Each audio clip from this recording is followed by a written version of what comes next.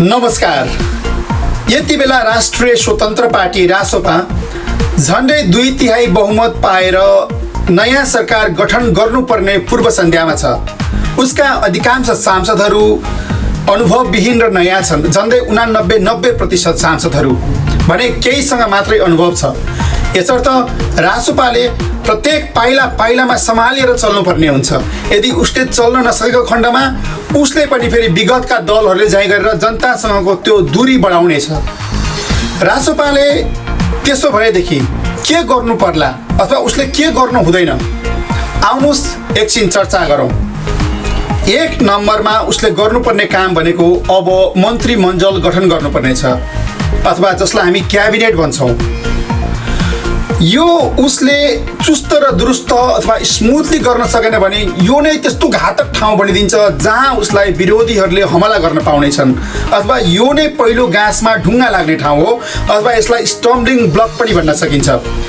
यसमा उसले एकदमै विचार पुर्याएर धेरै लामो समय नलिकन स्मुथली जे जति चर्चा परिचर्चा छलफल सोधखोज गर्नुपर्ने हुन्छ आन्तरिक रूपमै गरेर ती कुराहरूलाई बाहिर पब्लिकसम्म पनि जान नदिकन चुस्त रूपमा उसले चाहिँ मन्त्रीमण्डल गठन गरेर पब्लिकलाई देखाइदिनु पर्ने हुन्छ कि हामीले यस्तो चुस्त ढङ्गबाट मन्त्रीमण्डल गठन गर्न सक्यौँ र हाम्रोमा त्यस्तो विवाद थिएन अथवा भएन आएन, सर्वसम्मतिमा हामीले यो काम गर्न सक्यौँ भनेर उसले जनतालाई देखाउन आवश्यक देखिन्छ।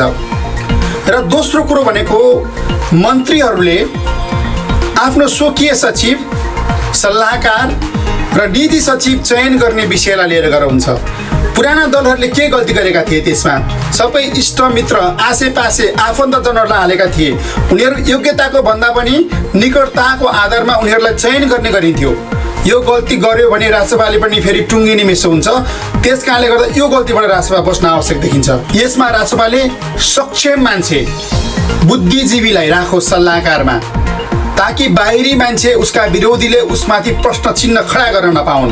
र तेस्रो कुरो भनेको आफूलाई प्रत्यक्ष या परोक्ष रूपमा फाइदा हुने काम गर्दै नगरोस्। त्यसमाथि पनि वितरणमुखी काम त झन् गर्दै नगरोस्। जस्तो कि सांसदको तलब सेवा सुविधा हाराहारी अहिले 60,000 को हाराहारीमा होला। निश्चय नै त्यो कम हो, त्यो त्यति पर्याप्त हुँदैन तपाईँहरूलाई, हामीलाई थाहा छ। तर तपाईँहरूले यति बेला बढाउने चेष्टा गर्नुभयो भने तपाईँहरू सकिनुभयो। त्यो अहिले बेला होइन, त्यो पछि आउला समय। र चौथो नम्बरमा यो रिबन काट्ने भोग अथवा उद्घाटन गर्ने भोग चाहिँ तपाईँहरूले पाल्दै नपाल्नुहोस्। त्यो नै एउटा यस्तो ठाउँ हो जसले गर्दा तपाईँहरूको लोकप्रियतावाद होइन कि अलोकप्रिय बनाइदिन्छ देख्ने मान्छेलाई। होइन, सार्वजनिक विषयहरू सार्वजनिक स्थानहरू त उद्घाटन गर्नु स्वाभाविकै छ, त्यसमा जानुहोस्। तर व्यक्तिगत कसैको व्यापार व्यवसायमा पुगेर रिबन काट्न चाहिँ छोड्नुहोस् अथवा गर्ने काम गर्दै नगर्नुहोस्। र अर्को 5औं कुरा भनेको सांसद कोषको पैसा। यो सांसद कोषलाई चाहिँ तपाईँहरूले अहिले नै हो, यो झन्डै झन्डै तपाईँहरूको सुपर मेजोरिटी बन्न लागेको अवस्थामा यति बेला तपाईँले यो सांसद कोष भन्नेलाई चाहिँ डिसमिस गरिदिनु भयो भने राष्ट्रको लागि एउटा ठुलो एउटा चाहिँ योगदान हुनेछ। किनभने यो कुनै पनि सरकारले गर्न सकेको छैन। सबैले यो महसुस गरेका छन् यो ठिक छैन, सांसद कोष हुनु हुँदैन भन्ने कुरा महसुस गरेका छन्, तर महसुस गर्दा गर्दै पनि उनीहरूले त्यसलाई हटाउन सकिरहेका छैनन्।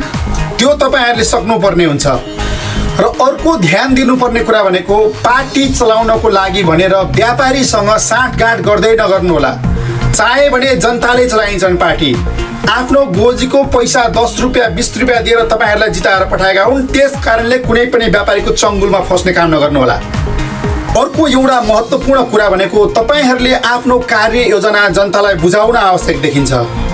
3 महिनाभित्र के गर्दै हुनुहुन्छ, 6 महिनाभित्र के गर्नुहुन्छ, वर्ष दिनभित्र के गर्नुहुन्छ, 2 वर्षभित्र के गर्दै हुनुहुन्छ र के कुरा गर्न सक्नु हुँदैन, त्यो कुरा बुझाउन आवश्यक छ।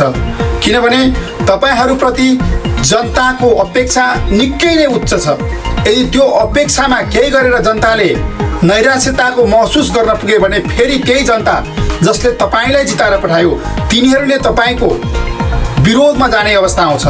त्यस कारणले गर्दा जनतालाई त्यो कुरा बुझाउन पनि आवश्यक छ कि हामीले चाहे पनि अहिले सबै कुरा अहिले नै गरिहाल्न सम्भव छैन भनेर एउटा टाइम लाइन सेट गरेर यति महिनाभित्रमा हामी यो गर्न सक्छौँ, 6 महिनाभित्रमा यो गर्न सक्छौँ, 1 वर्षभित्रमा यो गर्न सक्छौँ, अर्को 5 वर्षभित्रमा हामीले यो गर्छौँ, हाम्रो मध्यकालीन योजनाहरू यस्ता यस्ता छन् भनेर एउटा चाहिँ छोटो योजना र एउटा लामो योजना पनि तपाईँहरूले चाहिँ देखाइदिनु पर्ने हुन्छ जनतालाई। र अर्को कुरो, तपाईँहरूले देशमा सुशासन ल्याउनको लागि भ्रष्टाचारमाथि शून्य सहनशीलता अपनाउनु पर्ने हुन्छ। र त्यति गर्दै गर्दा पनि फेरि के पनि दिमागमा राख्नुपर्ने हुन्छ भने राष्ट्रसेवक, कर्मचारी, सेना, प्रहरीहरूलाई तलब सेवा सुविधा निकै कम छ नेपालमा, जसको कारण उनीहरू भ्रष्टाचारको चङ्गुलमा फसिरहेका छन् भन्ने कुरा पनि तपाईँहरूले बुझ्नुपर्ने हुन्छ र सोही बमोजिमको नियम कानुनहरू बनाउनु पर्ने हुन्छ। आज हेर्नुहोस्, देशमा एउटा सपनाको जागिर एउटा युवाले म यो देशको सेना हुन्छु, यो देशको प्रहरी हुन्छु र यो देशको चाहिँ रक्षा गर्छु भनेर उसले शपथ खाएर खाएको जागिर पनि छोडेर विदेशको भूमिमा एउटा चाहिँ सेक्युरिटी गार्डको जागिर गर्न गइरहेको छ। एउटा सेना भनौँ, एउटा प्रहरी भनौँ। यो के कारण यस्तो भइरहेको छ? तलब सेवा सुविधा समायोजन गर्न आवश्यक देखिन्छ। यहाँ पटक पटक त्यस विषयमा अध्ययन गर्न टोलीहरू गठन भएका छन्, तर ती टोलीहरूका रिपोर्ट कार्यान्वयन भएका छन् त? तपाईहरूले त्यसमा विचार गर्नु होला।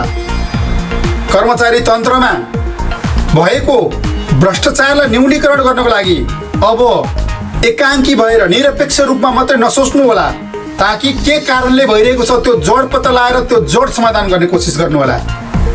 र अर्को कुरो, अस्पतालमा, प्रशासनमा, सरकारी सेवा केन्द्रहरूमा जहाँसुकै तपाईँ जानुहोस्, त्यहाँ एउटा काम गराउनुको लागि 1 दिन बिताउनु पर्ने हुन्छ, उस्तै परे 2 दिन, 3 दिन, 4 दिन, सामान्यभन्दा सामान्य कुराको लागि। अब त्यस्तो अवस्था आउन दिनु हुँदैन।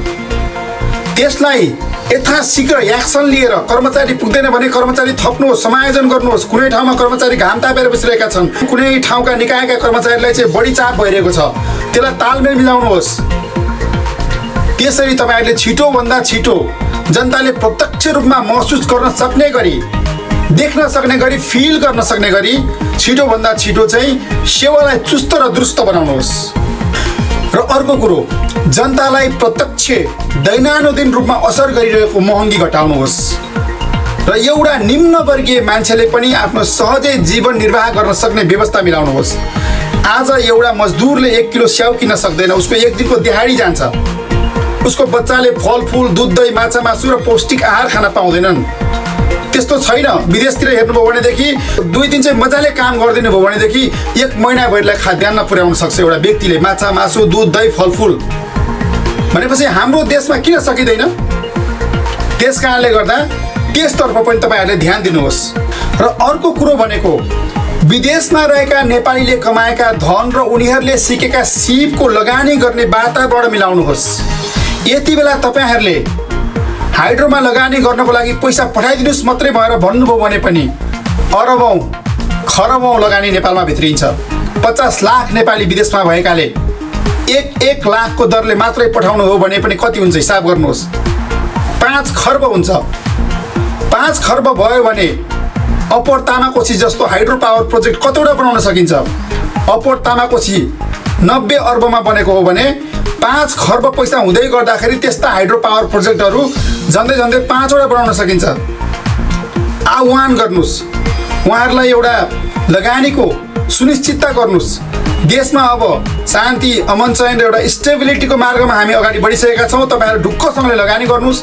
तपाईँहरूको लगानीको जिम्मेवार राष्ट्र हुन्छ र अब देशले मुहार फेर्दैछ भनेर उनीहरूलाई कन्फिडेन्समा लिनुहोस्, विश्वास जित्नुहोस्। पक्कै लगानीको खाँचो पर्ने छैन। 2500 मेगावाट बिजुलीको लागि पैसा तपाईँहरूले एकचोटि आह्वान गर्दाखेरि 2500 मेगावाट मैले यस अर्थमा भने अप्पर तामाकोशी जस्तो 5वटा बन्ने हो भने 2200-2500 मेगावाट बिजुली उत्पन्न हुने हाइड्रो पावर हामी कहाँ बनाउन सकिन्छ। त्यो तपाईँहरूले एकचोटि आह्वान गरेको खण्डमा पैसा 1 महिनाभित्रमा नेपालमा झर्छ भन्ने मेरो आत्मविश्वास छ। यस्ता कैयौँ सल्लाह सुझावहरू छन् जनताले तपाईँहरूलाई दिनको लागि। तपाईँहरू सुन्नको लागि तयार हुनुपर्ने हुन्छ। यदि सुन्न सक्नु भएन भने र आसेपासेका मात्रै सुन्नुभयो भने, व्यापारीको मात्रै सुन्नुभयो भने र कर्मचारीको मात्रै सुन्नुभयो भने मान्नुस् तपाईहरुको पनि सम्बन्ध फेरि जनतासँग टुट्नेछ। जसरी हिजो तपाईहरुले घर दैलो गर्दा तपाईहरुको समस्या के छ, यो देशमा के गर्यो भने देशको समुन्नति हुन्छ भनेर सोध्नु भएको थियो। अब फेरि जानुहोस्, सोध्नुहोस् जनतालाई, विचार विमर्श गर्नुहोस्, के छ जनभावना, के गर्न सकिन्छ के गर्न सकिँदैन, प्रष्ट हुनुहोस्, कार्ययोजना बनाउनुहोस् र एक्सनमा उत्रिनुहोस्। यही नै तपाईको सफलताको सूत्र हुनेछ। र यो हेरिरहनुभएका दर्शकहरूलाई म निवेदन गर्न चाहन्छु, तपाईहरुसँग पनि यस्तै सल्लाह सुझावहरू छन् भने कृपया तल लेखिदिनु होला। म कम्पाइल गरेर अबको क्याबिनेटलाई पठाउन चाहन्छु। सबैजनाले पठाउँ, सबैजना मिलेर देश विकासमा सहयोग गरौँ। सरकार फेल भयो भने उनीहरूलाई मात्रै घाटा होइन, व्यक्तिको जीवनमा केही घाटा पर्दैन। हिजोसम्म प्रधानमन्त्री बनेका व्यक्तिहरू, सांसद बनेका व्यक्तिहरू आज घरमा गए, के फरक पर्यो राष्ट्रको लागि? व्यक्तिको जीवनमा उसले पाउने मान सम्मान, इज्जत, पैसा, नेक्सस, कनेक्सन, पावर गुमेको होला, तर राष्ट्रको लागि त खासै फरक पर्दैन नि। त्यस कारणले गर्दा राष्ट्रको लागि फाइदा हुने काम गरौँ, ताकि यो सरकारलाई सफल गराउँदै गर्दा हाम्रो देशलाई प्रत्यक्ष रूपमा समुन्नतितर्फ, विकास र समृद्धितर्फ डोर्याउन सकिने भएको कारणले गर्दाखेरि आउनुहोस्, हातेमालो गरौँ, सबैजना भएर सल्लाह सुझाव दिउँ। के छन् तपाईहरुसँग जिज्ञासा, के छन् तपाईहरुसँग सुझाव, सबै तल लेखिदिनु होला। म यो सबै कम्पाइल गरेर प्रधानमन्त्री, अर्थमन्त्री लगायत सम्बन्धित मन्त्रालयहरू र अन्य सांसदज्यूहरूलाई पनि पठाउने छु। धन्यवाद, नमस्कार, तपाईको दिन सुखद रहोस्।